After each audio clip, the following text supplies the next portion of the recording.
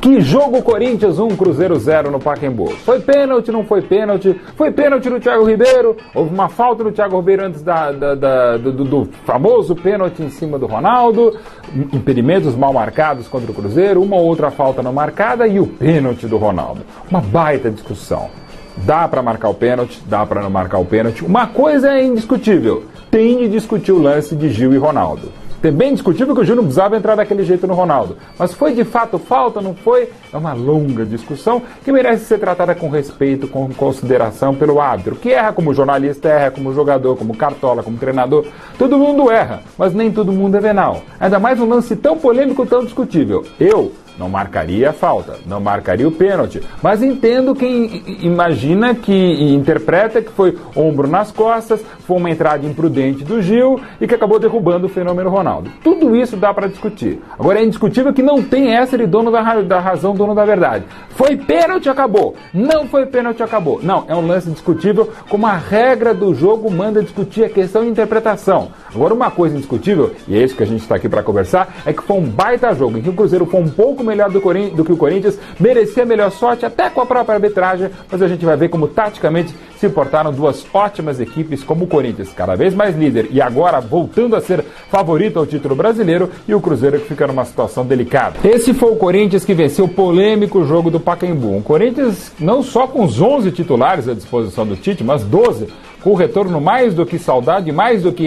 essencial do Jorge Henrique, que jogou aqui à esquerda na segunda etapa no lugar do Dentinho, que foi jogar aberto pela direita quando o Corinthians veio num 4-3-3. Mas a base foi essa, um misto de 4-3-1-2 com quase que o 4-2-3-1 dos tempos de Mano Menezes. Um esquema com Alessandro e Roberto Carlos pelas laterais, Chicão e William por dentro, o ótimo Júlio César atrás, Ralf tentando marcar o excelente Montilho e até muitas vezes se saindo bem o corintiano, Elias saindo mais pela direita, às vezes até um meia pela direita. Não ficava só um volante aqui atento ao Gilberto, avançava aberto pela direita e também cortava em diagonal, função que o Elias exerce muito bem pelo Corinthians. Bruno César, que não jogou o que pode, o que sabe aqui por dentro, até porque bem marcado ora pelo Henrique, ora pelo Fabrício, e mais aberto pela esquerda na primeira etapa o Dentinho, num duelo técnico e tático muito interessante com o ótimo Jonathan, que quase que foi um ala da equipe do Cruzeiro. E à frente, a referência Ronaldo, que perdeu praticamente todos os lances para Gil e Léo, a não ser aquele essencial, aquele tão polêmico marcado pelo Sandro Meira Risse.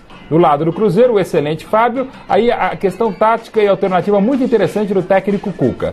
A rigor, eram dois laterais, Jonathan saindo mais à direita, Marquinhos Paraná mais preso à esquerda. Mas muitos momentos do jogo, esse Cruzeiro do Cuca, principalmente na primeira etapa, foi assim, ó. O Gil marcando aqui pela direita, quem viesse, o Léo na sobra e aqui pela esquerda como uma espécie de terceiro zagueiro Marquinhos Paraná. À frente, dois alas espetados, principalmente Jonathan à direita, Gilberto um pouco mais contido à esquerda até para marcar o Elias. Dois volantes que marcam e também jogam como Henrique à direita e Fabrício à esquerda. O excelente Montilho por aqui. Não fosse a lesão e a saída dele prematura com 24 da segunda etapa, poderia ter sido outro, o grande jogo do Pacaembu. Thiago Ribeiro sempre aberto pela direita e muito bem, à exceção do lance em que ele tentou cavar um pênalti. Esse eu não marcaria, mas aquela falta sobre ele no segundo tempo eu marcaria. E à frente ainda sem ritmo e perdendo um grande gol. Na verdade, não perdendo. O Júlio César fazendo uma baita defesa na segunda etapa, o Wellington Paulista. Essa foi uma das formações do Cruzeiro, que variou de uma espécie de um 4-3-1-2 para um 3-4-1-2. Outro grande mérito do Cuca, que sabe mexer suas peças, sabe motivar o elenco, que fez uma ótima partida, jogou até mais que o Corinthians no Pacaembu, mas perdeu. Coisas que acontecem no futebol, como uma arbitragem polêmica. Disse bem Muricy Ramalho ao final do primeiro tempo de Fluminense e Goiás. Eu não vi a hora para que acabasse essa primeira etapa. De fato, foi um dos piores tempos do Fluminense em todo o Brasileirão. Coisas malucas que até vou tentar discernir e dissecar na coluna dessa terça-feira no lance no jogo do Bet na camisa 12. Por que um time que tem, enfim, Fred e Deco pela primeira vez juntos no Campeonato Brasileiro, que só não tinha um Emerson Sheik das grandes opções de ataque, embora também não tivesse Gum na zaga e para mim fez falta a ausência do Gum. Por que esse time não joga bem? E contra o Goiás, que é vice-lanterna, tinha o pior saldo de gols, contra o melhor saldo da competição, contra o líder do Brasileirão, com um Engenhão com quase 40 mil pessoas, e o Fluminense não jogou na primeira etapa. Muito por mérito do técnico Arthur Neto, que mudou o astral, mudou a organização defensiva do Goiás e conseguiu fazer com que o Fluminense ficasse travado na primeira etapa. Mas veio o segundo tempo, veio o empate, poderia até dado a vitória e a virada para o Tricolor, que teve um pênalti que eu marcaria, mas dá para discutir. Para mim o Hernando empurra o Rodriguinho, não com aquela força, mas o gesto de empurrar para mim já é falta. E na primeira etapa, a 32 minutos, eu marcaria um pênalti, se tivesse visto aquilo que o Simão não viu no estádio, o agarrão, a gravata do Carlos Alberto em cima do Conca. Mas é aquele pênalti que a gente vê pela TV. No estádio nem sempre dá para ver. Mas vamos ver aqui com a ajuda do Tactical Pet como taticamente se portaram na segunda etapa Goiás e Fluminense. O Goiás, na verdade, foi praticamente o mesmo desde o início, com Arley, os três zagueiros Valmir, Lucas, Hernando e Marcão, dois alas que apoiam bem, mas marcam mal, Douglas e Wellington Saci, dois volantes que marcam muito forte, o Carlos Alberto muito bem na contenção ao Conca, até saiu lesionado para a entrada do Jonilson,